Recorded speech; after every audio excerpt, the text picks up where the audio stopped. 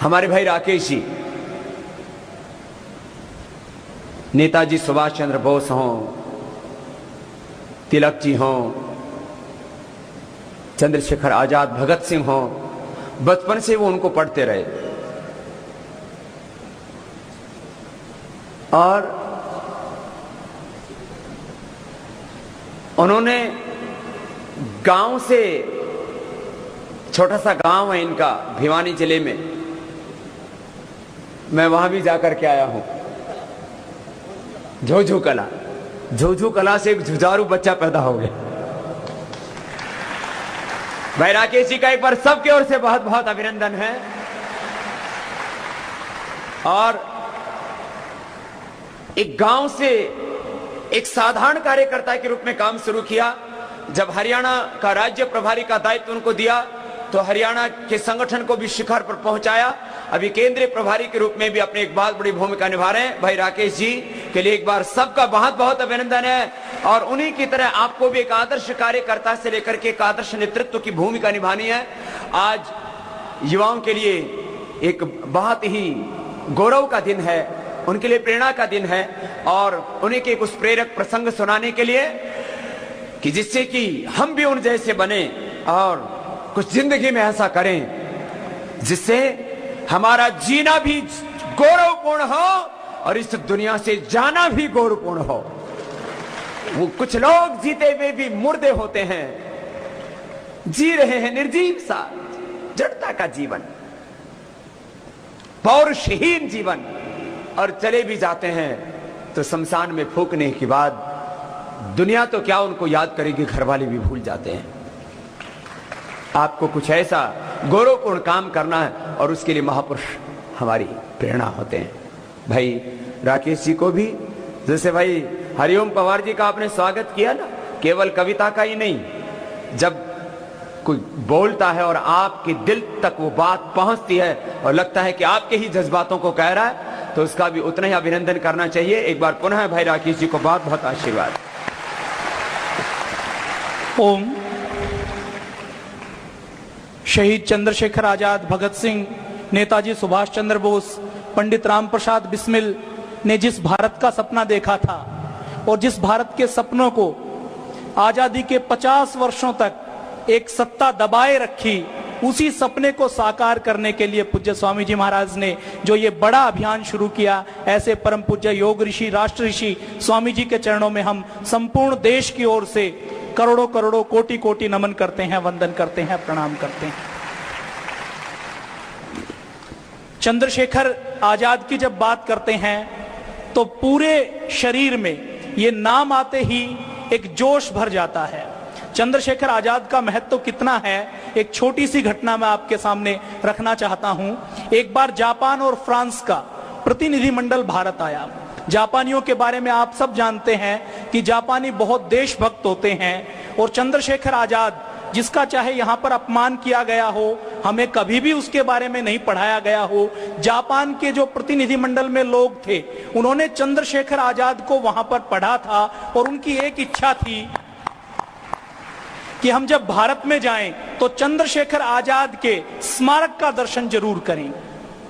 तो जापान और फ्रांस के प्रतिनिधिमंडल को जब उन्होंने अपना सरकारी काम खत्म कर लिया तो भारत के अधिकारियों से कहा कि अब हमें चंद्रशेखर आजाद के स्मारक पर, उनके जन्म स्थान पर ले चलो। और जब वो चंद्रशेखर आजाद के जन्म स्थान पर गए, जैसा पूज्य स्वामी जी महाराज ने कहा कि 10 साल पहले तक मात्र एक झोपड़ी वहां पर होती थी, तो चंद्रशेखर आजाद के जन्म स्थान की दुर्दशा देखकर जापान के जो पदाधिकारियों ने शब्द कहे वो याद रखने वाले हैं। उन्होंने कहा कि अगर चंद्रशेखर आजाद जैसा बड़ा क्रांतिकारी जापान में पैदा होता तो जापान देश का नाम आजाद जापान होता।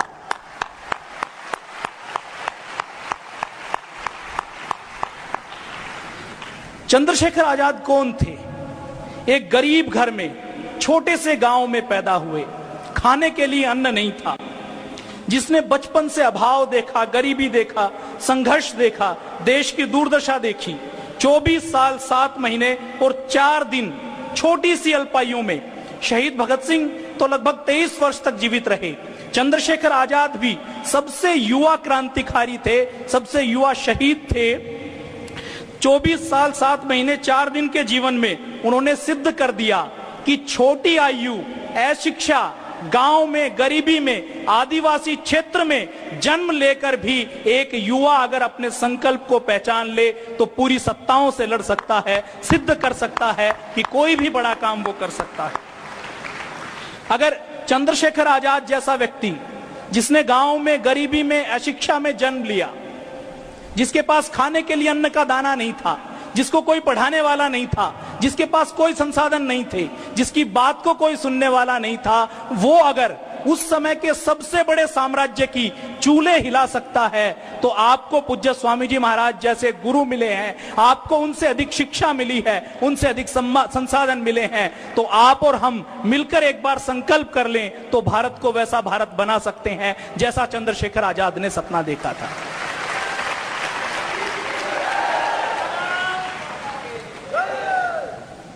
चंद्रशेखर आजाद क्रांतिकारी के बारे में क्या कहते थे? वो कहते थे क्रांतिकारी कौन है? चंद्रशेखर आजाद कहते थे कि सच्चे क्रांतिकारी अपने प्राणों को केवल और केवल इसलिए न्यौछावर करने के लिए तैयार रहते हैं ताकि एक सुखद और सुंदर समाज की रचना की जा सके। वह वास्तव में सच्चे और अच्छे समाज की प्रसव वेदना को सहता है, वो सच्चा क्रांतिकारी है। चंद्रशेखर आजाद क्या मानते थे कि भारत की आजादी कैसी हो? चंद्रशेखर आजाद कहते थे कि कांग्रेस का मतलब है कि हमें सत्ता चाहिए, चाहे रास्ता जो भी हो। और चंद्रशेखर आजाद कहते थे कि क्रांतिकारियों का मतलब है हमें संपूर्ण आजादी चाहिए, रास्ता चाहे जो भी हो।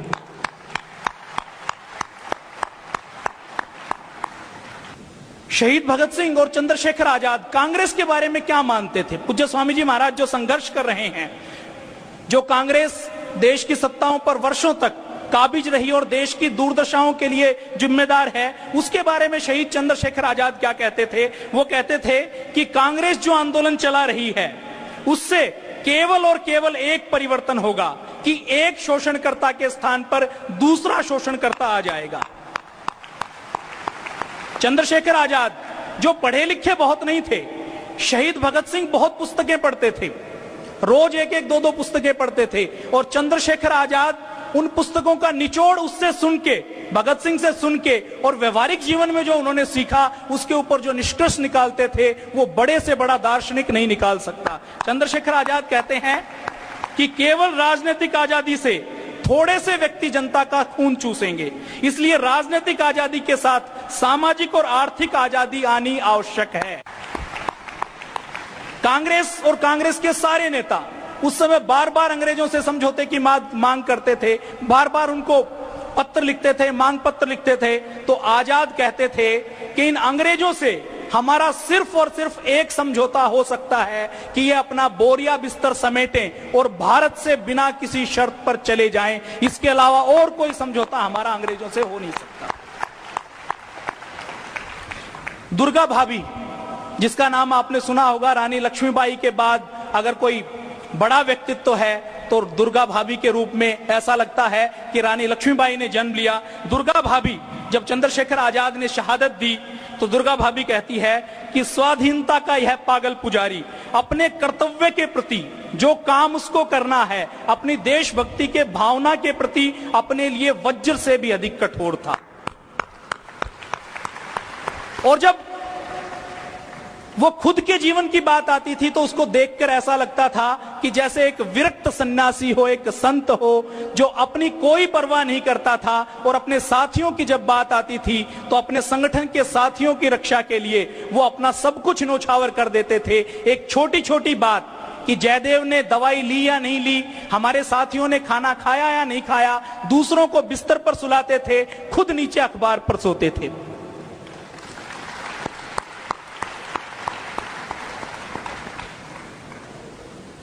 शहीद चंद्रशेखर आजाद और भगत सिंह बार बार ये मानते थे कि हमें सच्ची आजादी तब मिलेगी जब देश के अंतिम व्यक्ति को रोटी मिलेगी, कपड़ा मिलेगा और सिर के ऊपर छत मिलेगी। उनका मतलब राजनीतिक आजादी को वो राजनीतिक आजादी नहीं मानते थे। उनका तात्पर्य यह था कि आजादी का मतलब है जब अंतिम व्यक्ति को अधिकार मिले, अंतिम व्यक्ति को सुख मिले, अंतिम व्यक्ति को रोटी मिले। चंद्रशेखर आजाद को ये भावनाएं कहां से मिली?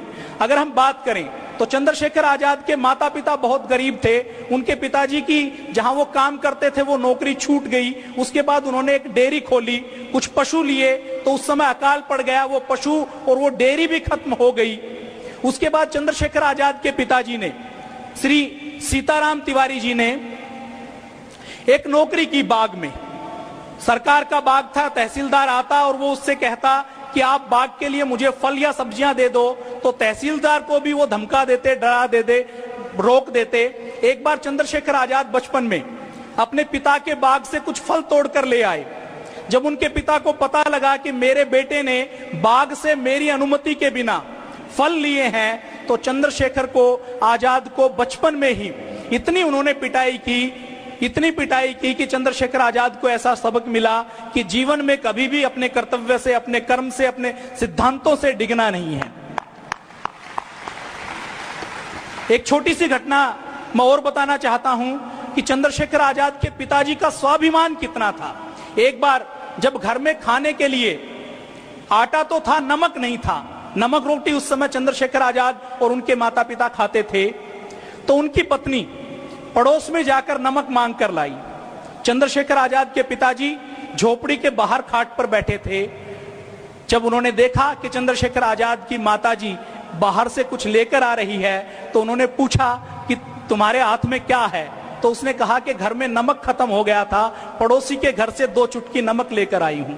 तो चंद्रशेखर आजाद के पिताजी कितने स्वाभिमानी थे, आप अंदाजा लगा लीजिए। उन्होंने तुरंत चंद्रशेखर आजाद की माता को वापस भेजा और यह कहा कि इस नमक को तुरंत वापस लेकर आओ, हमें उधार एक वस्तु भी नहीं लेनी, जो चीज हमारे पास है उसको हम प्रयोग करेंगे, नहीं है तो उसके बिना गुजारा करेंगे। चंद्रशेखर आजाद से ब्रिटेन कितना घबराता था, इसका अंदाजा आप लगा सकते हैं कि और बाकी क्रांतिकारियों के नाम तो किसी के नाम 1 वारंट होता था, किसी के नाम 2 वारंट होते थे। चंद्रशेखर आजाद ऐसे क्रांतिकारी थे जिनके नाम पर 27 वारंट अंग्रेजों की सरकार ने निकाले हुए थे। अंग्रेजों की सरकार, आपको जानकर आश्चर्य होगा कि उस समय अंग्रेजों की सरकार इतनी चंद्रशेखर आजाद से घबराती थी और उनको पकड़ने के लिए इतना पीछे दौड़ती थी कि अंग्रेजों की सरकार के सीआईडी विभाग में, खुफिया विभाग में लगभग 100 लोगों को तो सिर्फ इसलिए नौकरी पर रखा था कि वो चंद्रशेखर आजाद को पहचान सकते थे। माना चंद्रशेखर आजाद को जो देख ले, उसकी शक्ल वो जानता है, तो अंग्रेज सरकार उनको बैठे बिठाए नौकरी देने के लिए तैयार थी कि चंद्रशेखर आजाद को आप पहचानते हो तो आपको सामान्य पुलिस वाले से ज्यादा तनख्वाह के ऊपर रखा जाएगा। 100 व्यक्तियों को सिर्फ इसलिए रख रखा कि ये चंद्रशेखर आजाद को पहचान सकते हैं। एक बार की घटना मैं और बताऊं, चंद्रशेखर आजाद कितने बड़े क्रांतिकारी थे और कितने बड़े दिलेर थे। अगर निडरता की बात की जाए, साहस की बात की जाए, तो हमारे सारे क्रांतिकारी निडर और दिलेर थे, लेकिन विपरीत परिस्थितियों में ना घबराना जितना बड़ा गुण चंद्रशेखर आजाद का था, उतना और कहीं देखने को नहीं मिलता। एक बार कानपुर में चंद्रशेखर आजाद की एक मुंह बोली बहन थी, वो उनसे राखी बंधवाने के लिए गई। राखी बंधवाने के लिए जैसे ही वो घर में थे, तो उसी समय किसी ने पुलिस को इत्तला दे दी और बाहर से पूरी पुलिस ने चारों ओर से मकान को घेर लिया। उनकी बहन को भी बड़ी चिंता हुई कि अब क्या होगा, अब तो चंद्रशेखर आजाद पकड़े जाएंगे, ये तो मुझसे राखी बंधवाने के लिए आए थे। तो चंद्रशेखर आजाद ने कहा चिंता मत करो। उन्होंने राखी की थाली खुद पकड़ी, अपने सिर के ऊपर गमछा डाला और अपनी बहन से कहा कि चलो मुख्य दरवाजे की ओर चलो। तो उसकी बहन डर गई कि मुख्य दरवाजे के ऊपर तो पुलिस के ऑफिसर हैं, वहां से जाएंगे तो जरूर मारे जाएंगे, पकड़े जाएंगे। चंद्रशेखर आजाद ने कहा कि बस तुम घबराना मत, बाकी मैं देख लूंगा। वो वहां पर गई, दरवाजे पर पुलिस के अधिकारियों को भी राखी बांधी, उनको मिठाई खिलाई। चंद्रशेखर आजाद फल का टोकरा और राखी की थाली पकड़े पकड़े पुलिस वालों के सामने से निकल गए और पुलिस वालों को पता भी नहीं लगा कि इतना बड़ा दिलेर व्यक्ति भी कोई हो सकता है।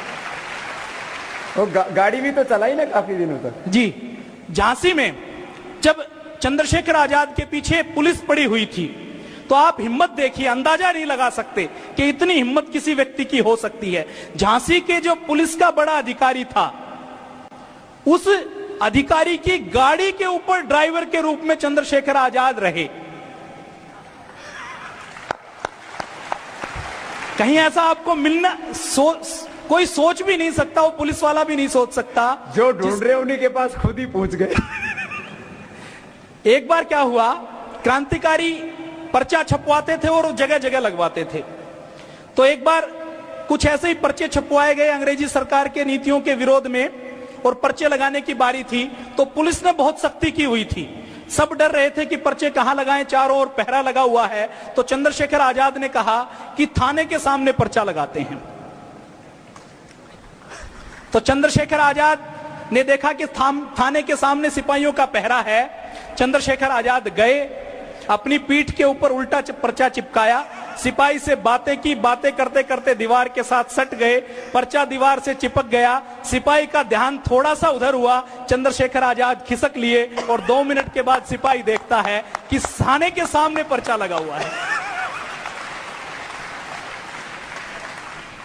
तो चंद्रशेखर आजाद, मैं आपको अगर बड़ा क्रांतिकारी बनना है, संकल्प को जगाना है, तो चंद्रशेखर आजाद की जीवनी आप जरूर पढ़ें। चंद्रशेखर आजाद ऐसे क्रांतिकारी थे जिनका संकल्प था कि मैं जीते जी पुलिस के हाथ नहीं आऊंगा, और वो 80 पुलिस वालों का 32 मिनट तक अल्फ्रेड पार्क में 27 फरवरी को मुकाबला करते रहे। आप जानिए, पार्क के अंदर चारों ओर से घेरा हुआ है, 80 पुलिस वाले जिनके हाथ में राइफल है, और एक चंद्रशेखर आजाद जिनके पास छोटी पिस्तौल है, माउजर है, और उसके अंदर गोलियां भी पूरी नहीं है। उसने पूरे 32 मिनट तक मुकाबला किया, और मुकाबला करने के बाद भी वो हारे नहीं। उन्होंने खुद अपनी शहादत दे दी कि मुझे कभी भी जीते जी अंग्रेजों की कैद में नहीं जाना है। चंद्रशेखर आजाद, 15 वर्ष की आयु में चंद्रशेखर आजाद ने एक बहुत बड़ा काम किया था। बनारस में जब विरोध चल रहा था 1921 में, 1922 में, अंग्रेजों के विरोध का, सत्याग्रह का जब समय था, तो चंद्रशेखर आजाद उस समय 15 वर्ष के थे। तो बनारस की गलियों में वो भी विरोध कर रहे थे। पुलिस वालों ने उनको रोकने की कोशिश की, तो चंद्रशेखर आजाद ने भी प्रतिरोध किया। पुलिस वालों से उनकी झड़प भी होती थी, और वो उठाकर पुलिस वालों को पत्थर भी मार देते थे। 15 वर्ष की आयु में उनका इतना साहस था कि ब्रिटिश पुलिस के पुलिस वालों को पत्थर मार देते थे। तो एक बार ऐसे ही उनको पकड़कर अंग्रेजों की कोर्ट में लाया गया, और जज ने जब उससे पूछा कि तुम्हारा नाम क्या है, तो नाम के जब उन्होंने पूछा कि तुम्हारा नाम क्या है, तुम्हारे पिता का नाम क्या है, तो उन्होंने उत्तर दिया कि मेरा नाम आजाद है, मेरे पिता का नाम महात्मा गांधी है। जब पूछा कि घर कहां है, तो उसने खुद उत्तर दिया कि मेरा घर जेल खाना है। तो अंग्रेजों के जज ने चंद्रशेखर आजाद को 15 कोड़ों की सजा दी। आप जान सकते हैं कि 10 से 15 कोड़े, उस समय जब सजा मिलती थी तो बड़े बड़े डाकू और डकैत भी कांप जाते थे कि 10 कोड़े लगेंगे तो हर कोड़े के साथ शरीर की चमड़ी उधर जाती थी। चंद्रशेखर आजाद ने, कुछ तो डाकुओं को जब कोड़े लगाए जाते थे तो वो नशीला पदार्थ खा लेते थे या भय के से माफी मांग लेते थे। चंद्रशेखर आजाद को जब कोड़े लगाए जाने लगे तो जल्लाद ने, जेलर ने कहा कि तुम माफी मांग लो, कोड़ों से बच जाओगे। तो चंद्रशेखर आजाद ने माफी नहीं मांगी, 10 कोड़े हंसते हंसते अपनी पीठ पर खाए, और हर कोड़े पर जहां भयंकर अपराधी रोता था, चंद्रशेखर आजाद भारत माता की जय बोलते थे। और 10 कोड़े खाने के बाद भी बड़े बड़े अपराधियों को, बड़े बड़े कद्दावर लोगों को उठाकर ले जाया जाता था स्ट्रेचर पर। चंद्रशेखर आजाद अपने कदमों से चलते हुए गए, और 15 वर्ष की आयु में बनारस जैसे शहर में एक पूरी सभा में उनको मेज के ऊपर खड़ा करना पड़ा ताकि भीड़ उस बच्चे को, उस युवा को देख सके जिसने 15 वर्ष की आयु में ब्रिटिश साम्राज्य की जड़ें हिला दी।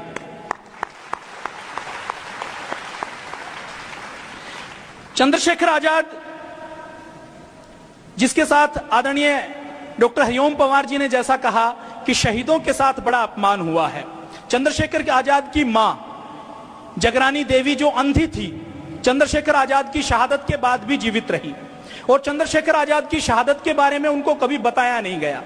कभी बताया गया तो उन्होंने कभी यकीन नहीं किया। तो चंद्रशेखर आजाद की मां से काफी समय बाद कुछ लोग उनके गांव में मिलने के लिए गए। तो उनकी मां से उन लोगों ने पूछा कि माताजी आपका खर्च कैसे चलता है? तो चंद्रशेखर आजाद की मां ने उत्तर दिया कि एक समय कंदमूल उबालकर खा लेती हूं, कभी कुछ मिल जाता है तो खिचड़ी बनाकर खा लेती हूं। तो उन लोगों ने कहा कि आप तो शहीद चंद्रशेखर आजाद की मां हैं, सरकार की ओर से कुछ इंतजाम नहीं हुआ क्या?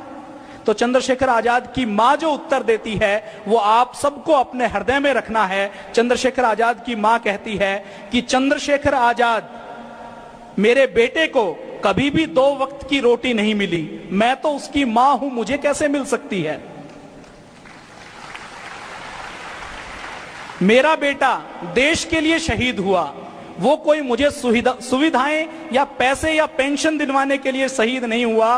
देश के लिए शहीद होकर चंद्रशेखर आजाद ने कोई एहसान नहीं किया, ये एक मां कह रही है, बल्कि अपना फर्ज निभाया।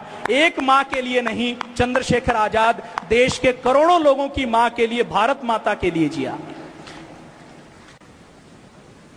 जिस मां के हृदय में ऐसे भावना हो तो उसकी कोख से ऐसे बेटे ही जन्म लेंगे। और भाइयों और बहनों, आजादी के 65 वर्षों बाद भी आपको जानकर आश्चर्य होगा, पूज्य स्वामी जी महाराज ने जैसा कहा, पूज्य स्वामी जी महाराज दोनों स्थानों पर, बदरका और भावरा, दोनों स्थानों पर चंद्रशेखर आजाद को श्रद्धांजलि देने के लिए गए। वहां पर कार्यक्रम भी रखा गया।